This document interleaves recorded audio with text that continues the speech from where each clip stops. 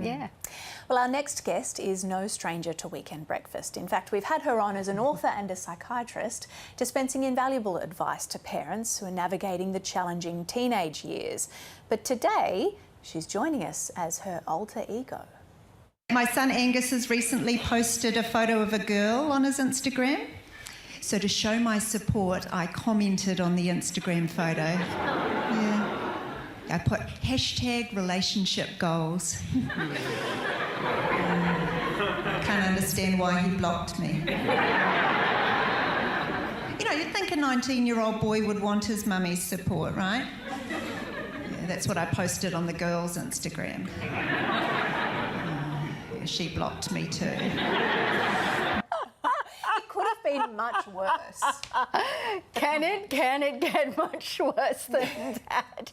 Now, that is Jo Ghastly as the cool mum, and she's in Melbourne for the International Comedy Festival. She joins us now. Welcome back to the show, Jo. Hello, lovely to see you.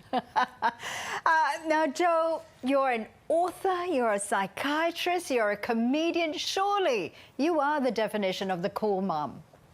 Yes, well, I'm not sure that my kids think that I'm quite as cool as I think I am, but they have brought friends voluntarily to the show, so maybe they secretly think I'm quite cool. I take it that a lot of your comedy material comes from your work as a psychologist and a mum. Yeah, I mean, I tend to, it's a delicate balance when you work in mental health as well as being a comedian, so I tend to draw from my own personal experiences in my private life for most of my comedy, but you know, it's like two sides of the same coin that both being a psychiatrist and a comedian kind of inform each other, so both kind of exploring human emotions and relationships. Jo, a lot of the time, teenagers find their parents embarrassing anyway. I wonder if you actually revel in it. I know I do. Yeah, well, I think there is sort of a slightly sadistic pleasure in embarrassing your kids, but also a joy if you can turn them round. I think one of my golden moments was actually when I was performing the Cool Mum at the New Zealand Comedy Festival, and there were probably about 6 really surly teenagers who I didn't know in the front row glaring at me, and at the end of the show they all came up and asked for selfies with me, so I kind of went, yes, success. So I kind of took them through a journey of embarrassment through to go, actually, she's quite cool. Now, this isn't just a comedy show, is it? You're actually imparting some very valuable information about trying to navigate those difficult teenage years. Yeah, well, I put it in sort of quite subtly because I don't want to be preachy. Like an example is you don't need to be a perfect parent, you just need to be good enough, you know, a bit like a pilot. And then kind of go on to some kind of airline jokes and things after that. So the messages are in there, but there's a joke landing on them quite quickly. But I have them as take-home messages in my parody of a personal development seminar. So it's, yeah, I've essentially taken my parenting disasters and am using them as evidence that I am a very cool mum. Is there audience participation? I wonder if you get parents to actually share their embarrassing moments. Yeah, well, there is some audience participation. One lucky audience member gets a cool dad makeover.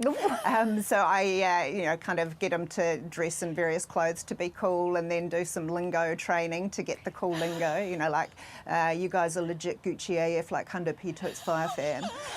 You know, so it's, you know, it's important that parents can kind of bust that out. You know, a bit of dabbing, bit of pouting. You know. I think, well, I dabbed just the other weekend, and I was told by my 14-year-old, please don't do that. Nobody does that anymore. So. Yeah, well, I'm bringing back the dab. Okay. You know, I think, you know, in Kiwi parents are dabbing all the time. I think Australian parents just aren't dabbing enough. All right. So it's certainly one of my take-home messages, you know, kind of rupture and repair, be the scab and do a dab. If that's the case, let's both do a dab together. We're bringing back the dab. Let's dab. Yeah, We're let's dabbing. bring back the dab. We're 1, dabbing. 2, 3. Dab. All right. Now, Jo, if you could give one piece of advice to both teenagers and to parents to try to navigate these difficult years, what would it be? Yeah, I think before you have any interaction, try and calm the farm, because I think a lot of parent-teenage interaction is just yelling at each other, trying to get the point across. But, you know, if you can think of, you know, try and be calm and collected before you have any conversation. So kind of have some time out to kind of calm yourself down before you have those conversations, because we only learn when we're in a kind of calm frame of mind, so there's no point just kind of yelling at teenagers. Yeah. Jo, it is always great chatting to you on Weekend Breakfast. Thank you so much for joining us.